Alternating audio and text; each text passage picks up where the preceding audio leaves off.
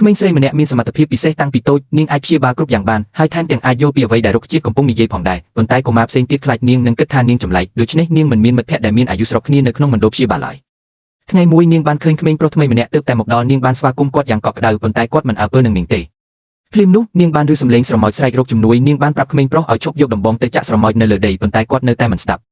នៅពេលនាងព្យាយាមបញ្ឈប់គាត់ស្រាប់តែអង្គរៈមួយក្រុមបានលេចចេញពីក្រោយគាត់ធ្វើឲ្យនាងភ័យខ្លាចរហូតរត់គេចចេញនាងគិតថាក្មេងប្រុសនោះជាក្មេងអាក្រក់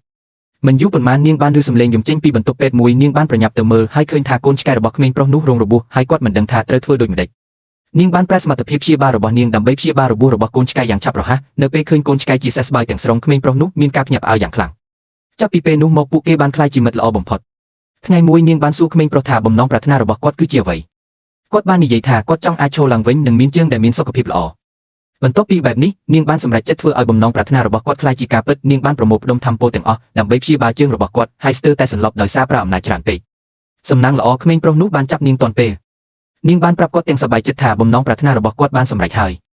ក្មេងប្រុសនោះរំភើបយ៉ាងខ្លាំងហើយមិនជឿថាគាត់អាចឈរបានម្ដងទៀតដើម្បីអរគុណចំពោះការបំពេញបំណងរបស់គាត់គាត់បានប្រគល់ខ្សែដែលមានតម្លៃបំផុតរបស់គាត់ឲ្យនាងបន្ទាប់ពីដឹងថាវាមានតម្លៃខ្លាំងនាងក៏បានធ្វើកុដផ្កាមួយឲ្យគាត់ជាការតបស្នង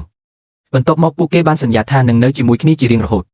ប៉ុន្តែនៅថ្ងៃបន្ទាប់ក្មេងប្រុសនោះត្រូវបានអ្នកបម្រើរបស់គាត់នាំត្រឡប់ទៅផ្ទះវិញអ្នកបម្រើបានប្រាប់ថាឪពុករបស់គាត់បានទទួលមរណភាពហើយគាត់ត្រូវតែត្រឡប់ទៅចូលរួមពិធីបុណ្យសព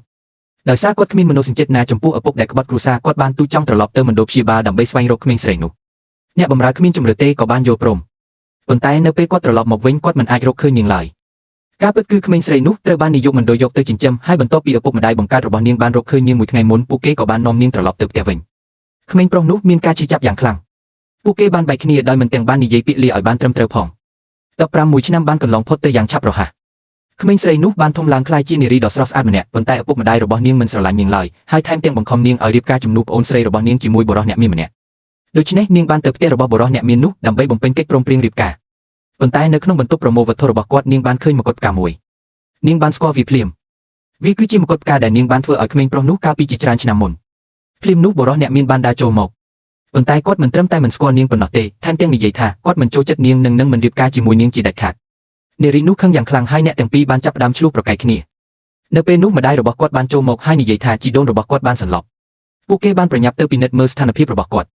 ជីដូនបាននិយាយថាបំណងប្រាថ្នាតែមួយគត់របស់គាត់គឺចង់ឃើញចៅប្រុសរបស់គាត់រៀបការហើយសង្ឃឹមថាពួកគេទាំងពីរនឹងរស់នៅជាមួយគ្នាដោយសុខដុមរមនាបន្ទាប់មកគាត់បានសុំឲ្យកូនប្រសាស្រីប្រគល់កាត់ខ្មៅដែលគ្មានដែនកំណត់នៃការចំណាយឲ្យនារីនោះជាអំណោយនារីនោះមិននឹកស្មានថាជីដូននឹងប្រព្រឹត្តចំពោះនាងដោយភាពសប្បុរសបែបនេះឡើយដូច្នេះនាងបានសម្រេចចិត្តប្រើសមត្ថភាពព្យាបាលរបស់នាងដើម្បីព្យាបាលជំងឺរបស់គាត់នៅយប់នោះនាងបានទៅបន្ទប់របស់ជីដូនតែម្នាក់ឯងជីដូនមានសេចក្តីរីករាយយ៉ាងខ្លាំងនៅពេលឃើញនាងប៉ុន្តែមិនយូរប៉ុន្មានគាត់ក៏បាត់បង់ស្មារតីម្ដងទៀតនារីនោះបានប្រញាប់ចាប់ដៃរបស់គាត់ហើយចាប់ផ្ដើមប្រើអំណាចព្យាបាលរបស់នាងនៅពេលនោះបុរសអ្នកមានបានឃើញអ្វីទាំងអស់